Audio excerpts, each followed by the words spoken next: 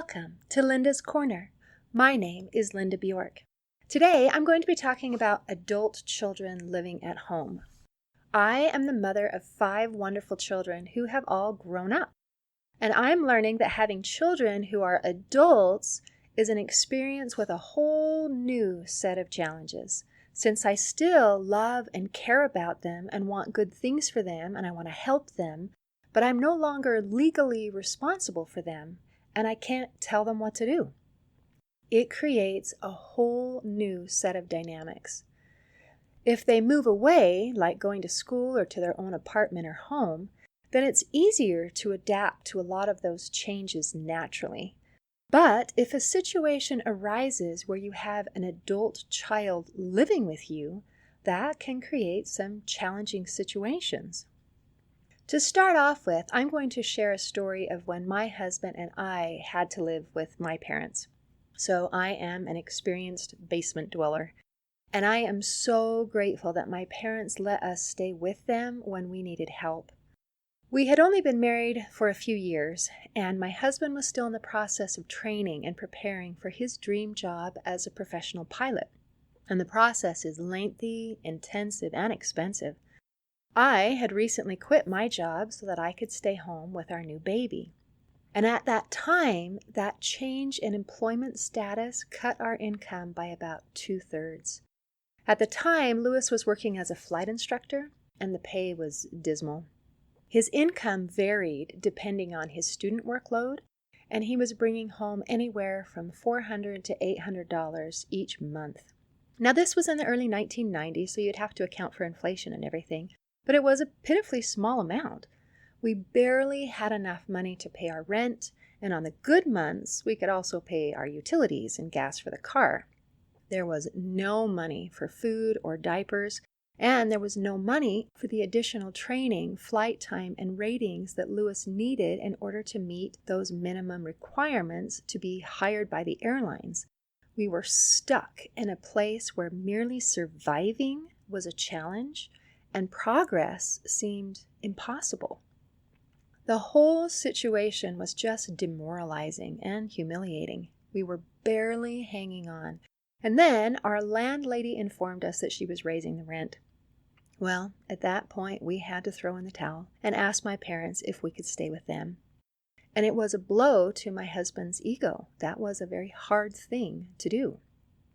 However, because my parents allowed us to stay with them, it reduced our required expenses, and we were able to put more money toward my husband's training so that he could eventually get hired with the airlines. It took a little longer than we would have liked, but it worked. And in time, my husband got hired with SkyWest Airlines, and we were able to buy a house of our own. I will be eternally grateful for the role that my parents played in helping us to become successful and self-sufficient. We were living in my parents' basement for a purpose, and it fulfilled that purpose. However, having an adult child living at home doesn't always have the same satisfactory results. For example, we have a neighbor that we've been friends with for many, many years, and they also had an adult son who was having financial problems, and they invited him to move into their basement, and it was actually about the same time that my husband and I moved into my parents' basement. This neighbor's son, I'm going to call him John, but that's not his real name, stayed in his parents' home for the next 20 years. He was taking advantage of his parents, and it was harming them financially, mentally, and emotionally, and it nearly destroyed their marriage as well. In order to get John to finally move out, they had to get legal help, since by now, of course, he had tenant rights, even though he wasn't actually paying any rent. And they also required police assistance to get him to actually leave. Naturally, this affected their relationship with John, and they became estranged for a couple years afterwards. It was a mess. It was a mess for the many, many years when he was there. It was a mess trying to get him out, and it was a mess trying to pick up the pieces after he left. Often, when an adult child is living at home, they kind of take over the house, and it can feel like a monkey on the back type of situation.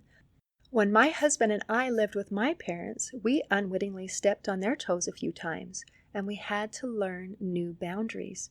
From my perspective, this was the home I grew up in, and as a child growing up, I thought it was my house.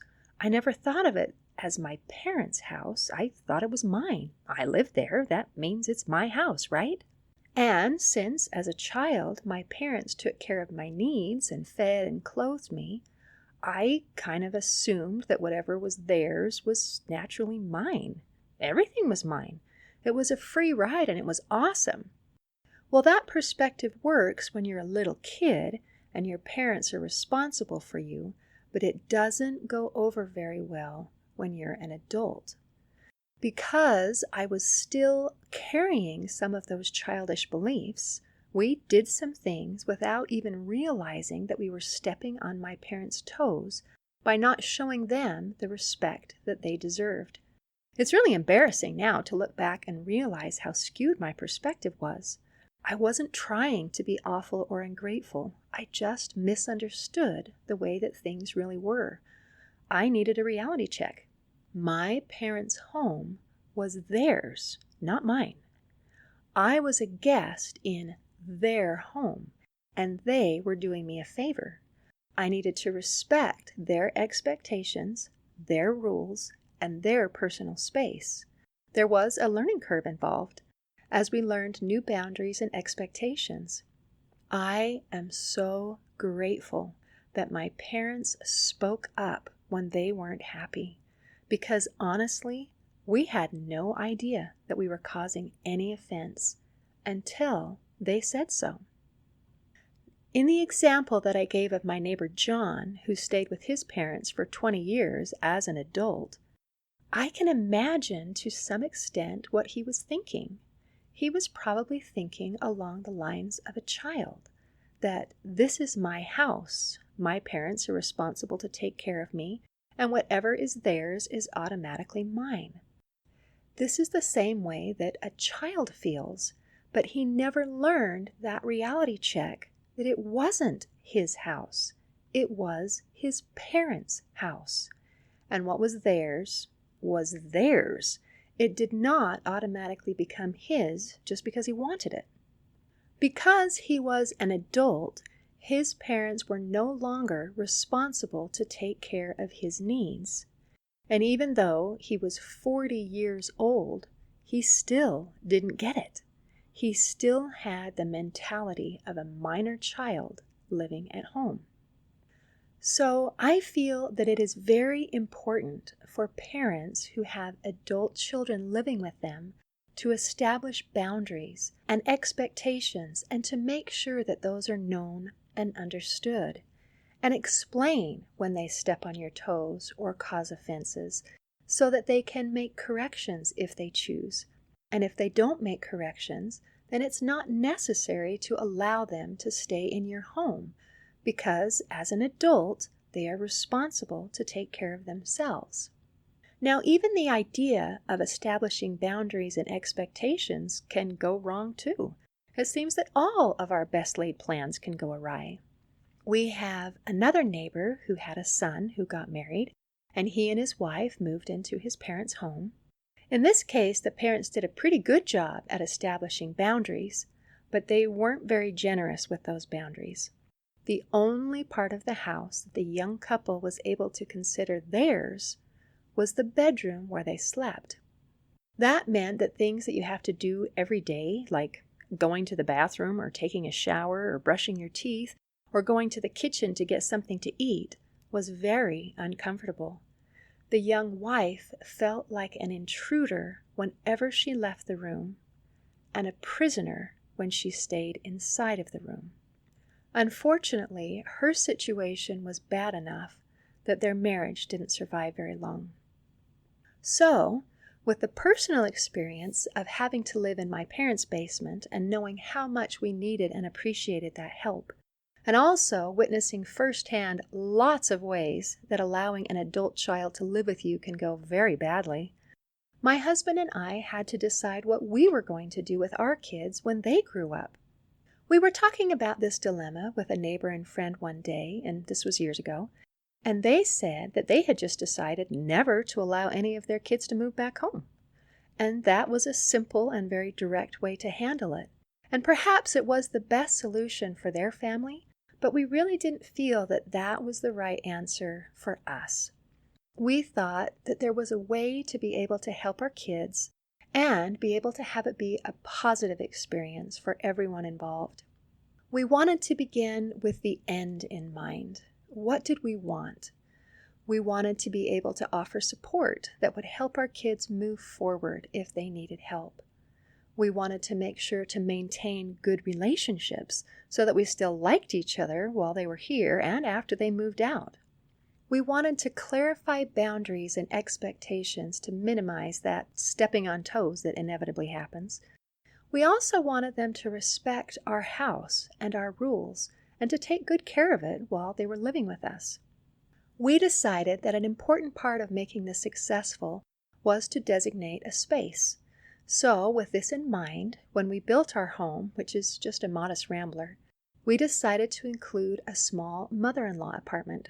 It has a bedroom, a bathroom, and a small kitchen that has a little sofa in it, so the kitchen also serves as the living room. The apartment is small, but it covers the basics.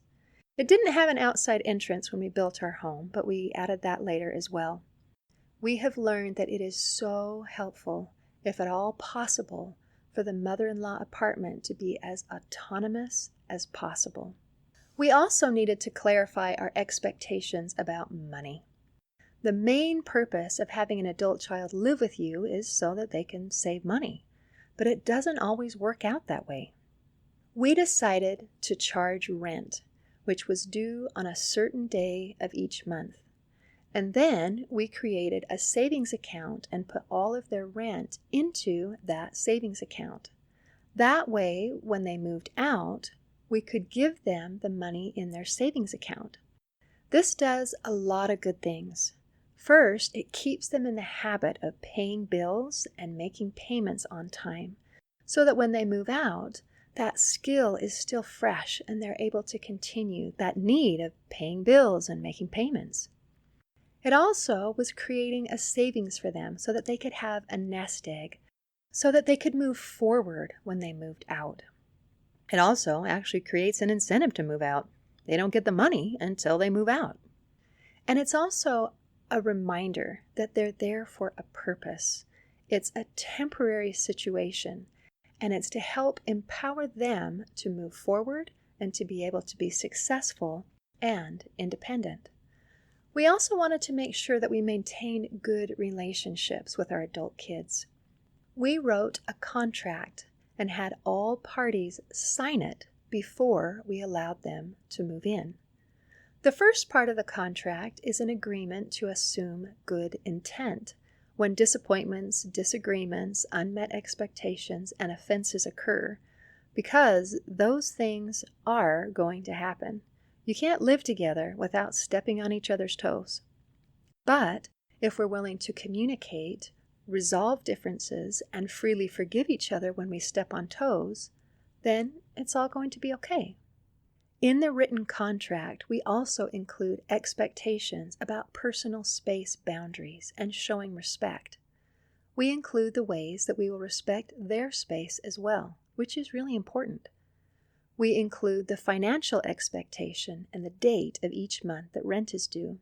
We explain about the savings account and that the money that they pay in rent will be saved for them and returned to them when they move out. So, how has this plan worked out? Well, it's worked out really well so far. Our little basement apartment has pretty much been in constant use since we finished it. Our daughter and son-in-law lived there for a year. At one point, my son-in-law actually asked if we could raise the rent because he wanted to save money faster. And although technically he could have done that on his own in addition to paying the rent savings, he found that it was very helpful to have a specific amount due each month. Eventually, they found a house that they liked, and with the savings that they accumulated from staying with us, they were able to make the down payment. So it helped them to be able to move forward. Shortly afterwards, my son and his wife moved in. We had an interesting experience with them when shortly after they moved in, my son got in an accident and broke both legs.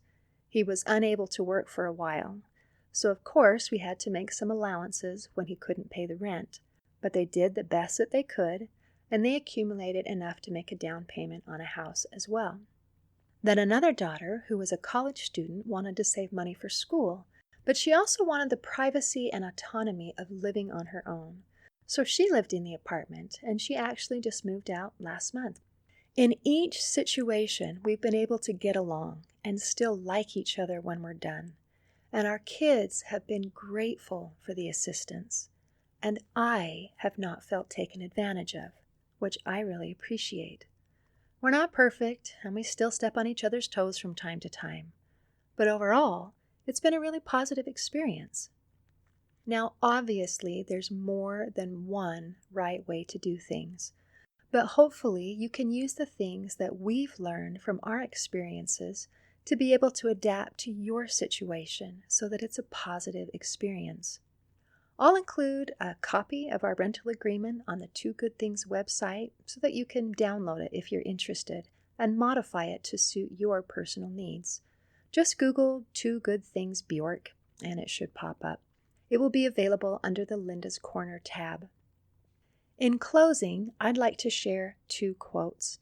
The first is by Ann Landers. It's not what you do for your children, but what you have taught them to do for themselves that will make them successful human beings. And the second is by Dennis Waitley. He said, "The greatest gifts you can give your children are the roots of responsibility and the wings of independence." See you next time on Linda's Corner.